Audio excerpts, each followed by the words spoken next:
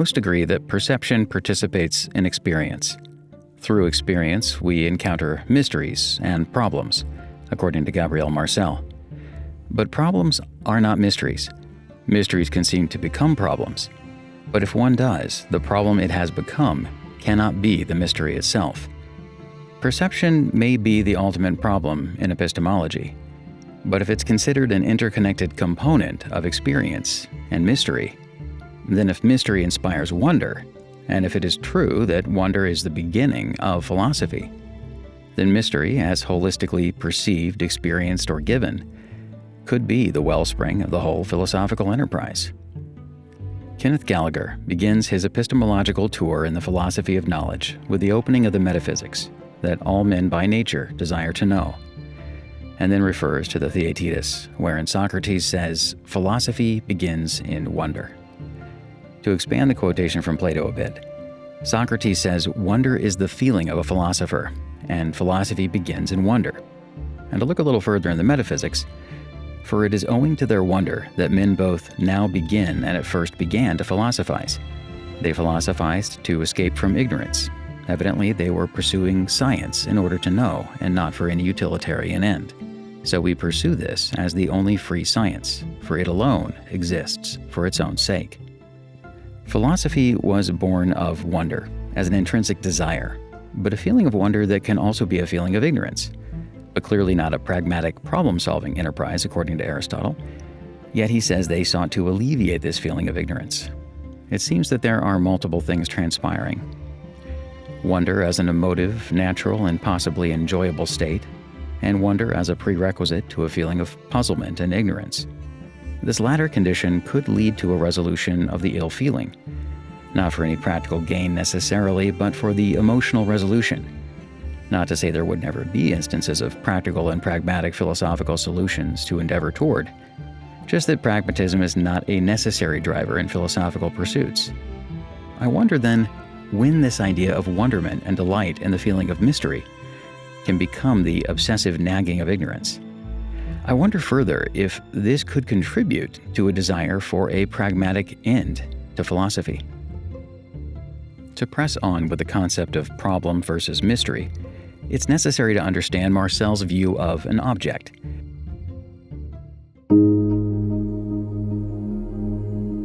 Turning again to Gallagher in the philosophy of Gabriel Marcel, etymologically, an object is something which is thrown in front of me. It is something which I encounter as outside me and over against me. Here is the feature of objectivity on which Marcel's distinction between problem and mystery is grounded. In this way, the problem is outside the self, removed from the subject, isolated and defined, contained. In this way, it can be sorted out and solved. Problems can be physical or mental, practical or banal, but they differ from mysteries in their separate status from the subject. A mystery, on the other hand, is a question in which what is given cannot be regarded as detached from the self. Mysteries can't be disconnected because they contain data that involve the subject. Take the question of being. The subject is connected to the data most intimately and intrinsically. Being, then, is not a problem at all, but a mystery. If I decide to treat it as a problem, I no longer have hold of my original question. It seems that Marcel's notion of mystery and problem here demonstrate the induction tautology challenge of A.J. Ayer. If Ayer were assessing Marcel's epistemology via his verifiability principle, he'd no doubt conclude that data present to the senses were corrigible, and if one were to nail down any details, it would result in tautology. But as Gallagher points out, Ayer's error is his conflation of knowledge with definition. It seems that Ayer is siphoning off the particulars of experience into containers of definition, capturing the stream of sense data not as the senses in themselves, but within the mode of the capturing, limiting, and labeling methodology. In this way, his epistemological approach, or model, creates a simulacrum of human experience. I think Ayer's intention was well-meaning, to fortify philosophy, to press out a pragmatic paradigm. In a way, I think his reduction enabled and strengthened the ability to communicate philosophical ideas. Certainly seems like a powerful force of progress in philosophy, very logical, very positive. However, unfortunately, not very true. When we capture anything and map it out, we are not looking at the thing itself, I don't mean to imply a Kantian epistemology when I say this, although one could infer that to a certain degree. Just as the scholastic maxim of the subject receiving knowledge by the mode of the receiver implies, there are understandable limits. Gallagher says that there are 4 things we can know about perception, despite myriad unknowns.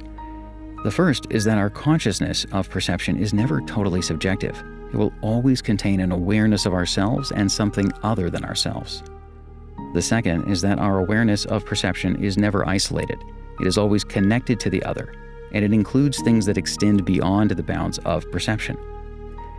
The third is the data of perception exist where they are experienced. Finally, the fourth thing, perceptual awareness, seems to connect us to multiple things that are not ourselves.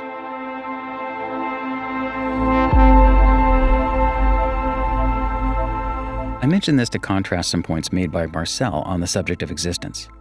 For him, to say something exists is to say it is connected to, or could be connected to, his body. As he considers his body's connection to himself, he proposes that there are a number of inseparables. 1. Existence. 2. Consciousness of self as existing. 3. Consciousness of self as bound to a body, as incarnate. He notes that this indeed affects all of his existential judgments.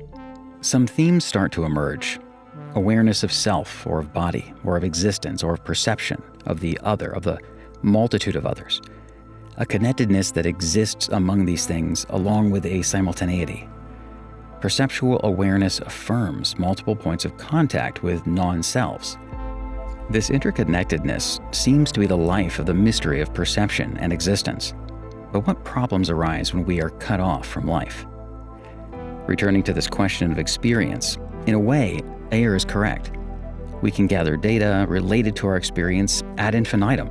It is constantly changing or constantly being added to. Ayer says there are no absolutely certain empirical propositions. It is only tautologies that are certain. When we use language to solidify what we have observed, we create definitions, precise definitions that can't be changed. Human experience becomes a process of gathering data to build definitions, cut them off from the stream of data, and archive them for use in language. Language as a logical exercise can process these definitions and produce something of utility. But questions of necessity are not possible. Ayer would deny, along with Hume, that we could even know the necessity of the proposition, all men are mortal. This too became a definition, only serving necessity by virtue of a tautologist backbone, something that heretofore unexperienced data may cause us to discard. Utility and functionality come at the cost of the greater holistic goal of philosophy.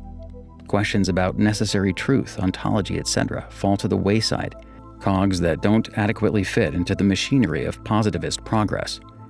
As I mentioned earlier, Gallagher responds to Ayer by saying his fundamental mistake is to equate knowing with definition. He continues his critique. The approach from the side of definition turns us away from experienced reality, towards the attempt to express it verbally. Any definition is simply an attempt to envelop succinctly features which have been experientially encountered. If we can know reality without being able to define it, then some experience may provide a foundation for necessary truth. Considering this criticism, I don't think we should dismiss Ayer's contribution, but consider it part of the overall function of how we process experience. When we consider what Gallagher said about turning away from reality, but toward the expression of the experience verbally, then we can see the limiting and enveloping in action. There's a technical function at work. To define is to categorize, to limit, to reduce. This can be helpful and even fruitful in some areas, but it may not apply to every experience. Gallagher wants to point this out, and he later turns to Marcel to illustrate this.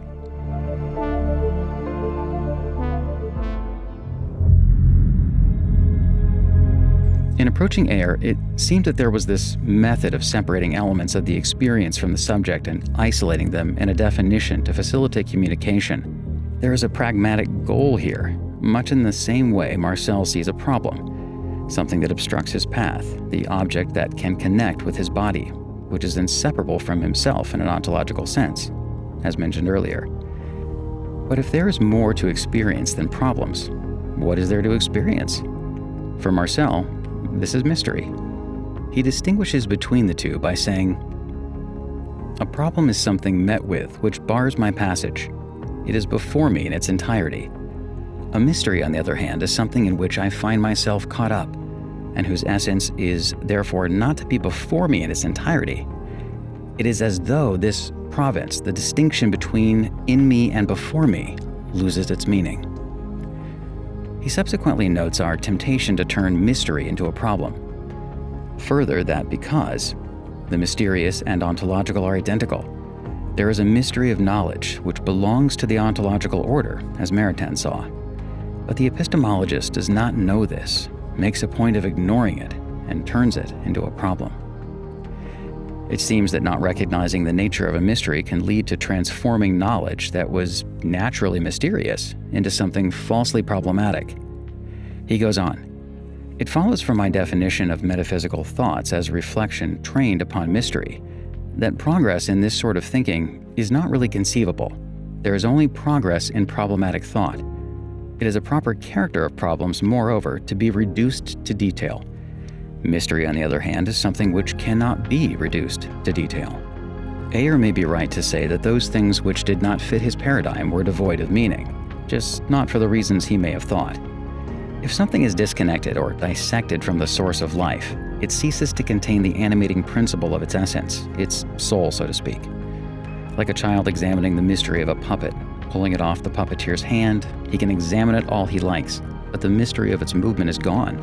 It is no longer the mystery the child intended to examine. When the temptation arises to turn a mystery into a problem, the problem is created from the enveloping of gathered and summarized data present in the experience of mystery. As such, the mystery is not examined, but a straw man of the mystery, in the form of a problem. The mystery cannot be known as a problem can be known. To reduce a mystery to the knowable definition is to create a false problem.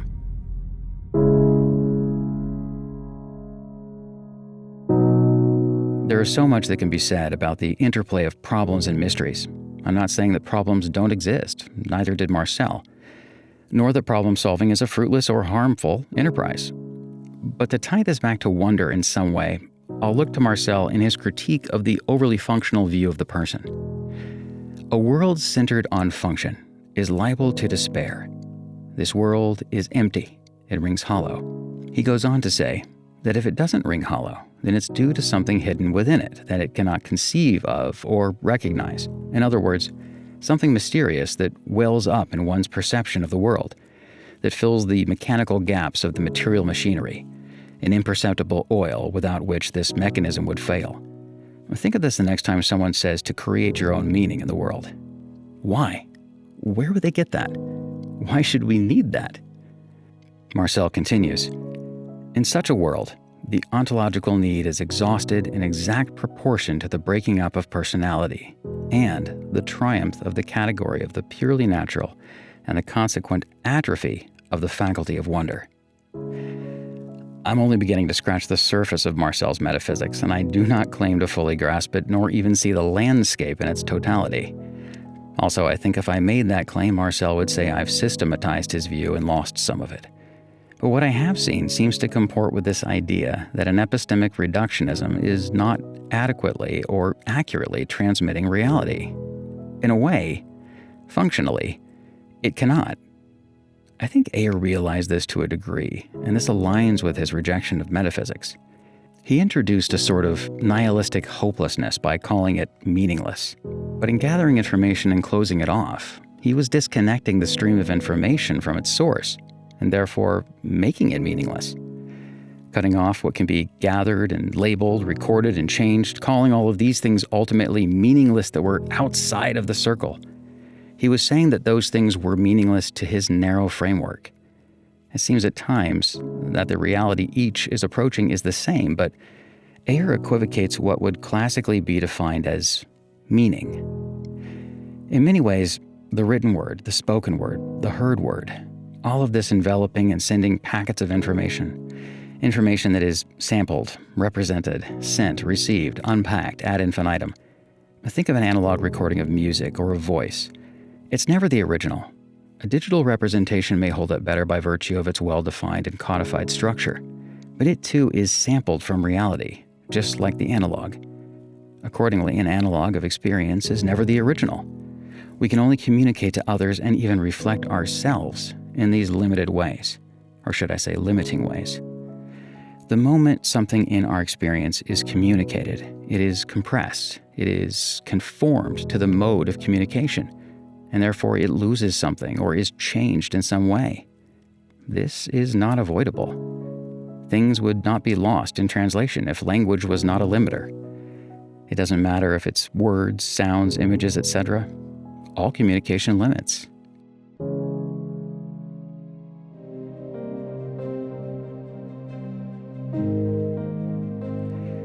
We begin with perception, experience, awareness, and a desire to know.